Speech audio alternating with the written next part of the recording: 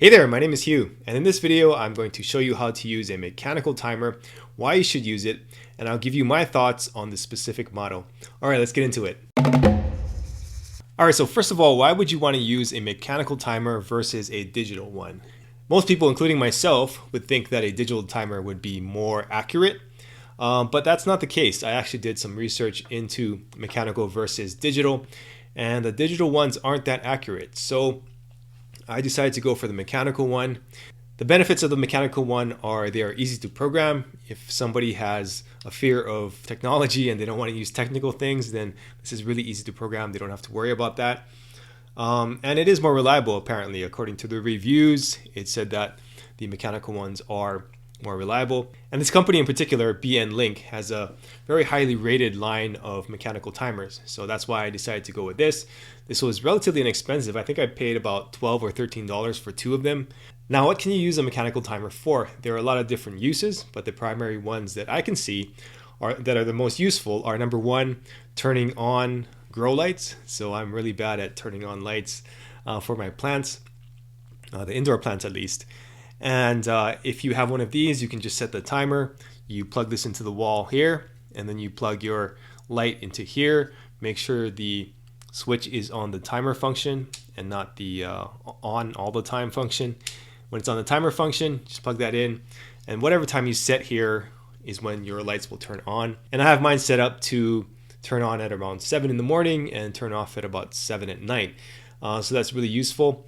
Another thing you could use this for is home security when you're away. So you could have your lights set up to turn on and off at different times, and that would give people on the outside the impression that you are still home. Another great way to use this is if you need to water plants or you need to aerate some water for hydroponics or something like that. Then you could set it up on a timer to turn the pump on and off when you need it. All right, now let's get into how to set up this timer. So there are numbers on the dial here, and those correspond to times of day. So the light numbers would be the daytime, the dark numbers would be the nighttime. You could use the opposite, obviously, but it's easier to remember that way. So this timer has some pins that are all down. And when a pin is down, that means the light will be on at that time. So in order to turn the light off at a certain time, you pull the pins up with your fingernail, and the pins will be raised, and that's how you know the electricity will be off at that time. Now, once you've set up the time that you want the lights to be on and off, then you can set the timer, and there is a green arrow there, and that signifies the current time. So just turn the dial until the numbers get to your current time, and then when you plug it in, the timer will start moving, and it will turn the lights on and off according to the pins that you have set.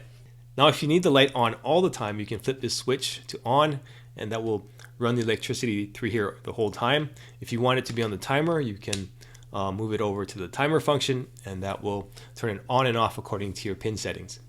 The benefits of this type of timer are that it's very reliable, very easy to set up, and I've been using it for a few weeks now and I really like it. But there are a couple of things that could be considered downsides. Number one, when you're setting the pins and you're at the point on the timer where the green arrow is, sometimes it's hard to push the pins up and down. So if that happens to you, then simply move the dial off of that area and then set the pins, and that will make it much easier. Another potential downside is that since this is mechanical, when you plug it in, it will make a ticking noise.